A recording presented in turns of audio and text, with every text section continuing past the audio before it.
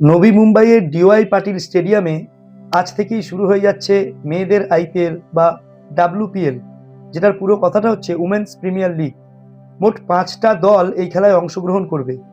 Royal Challengers Bangalore, Mumbai Indians, Delhi Capital, UP Warriors আর Gujarat Giants. মোট 5টা যে ক্যাপ্টেন এই 5টা টিমের, তারা হলেন আমাদের সবার প্রিয় সিক্সার কুইন স্মৃতি মান্দানা, হরমনপ্রীত কৌর, জিমাইমা রড্রিগেজ, অস্ট্রেলিয়ার ব্যাটসম্যান ম্যাগ ল্যানিং এবং অস্ট্রেলিয়ান অলরাউন্ডার অ্যালিসিয়া গার্ডনার। তো বন্ধুরা, সবাই নিশ্চয়ই আমার মতন অপেক্ষা করে আছেন এই খেলাটা দেখার জন্য। তো এই খেলাটা কোথায় দেখা যাবে? এই খেলাটা দেখা যাবে সন্ধ্যে 7:30 থেকে স্টার স্পোর্টস এবং হটস্টার চ্যানেলে। ও তার সাথে এটাও জানিয়ে রাখি যে 6:30টার সময় উদ্বোধনী অনুষ্ঠানটা শুরু হবে, এবং যেখানে থাকবেন জ্যাকলিন ফার্নান্ডেজ এবং গান গাইবেন আমাদের সবার প্রিয় ইয়ো ইয়ো হানি সিং।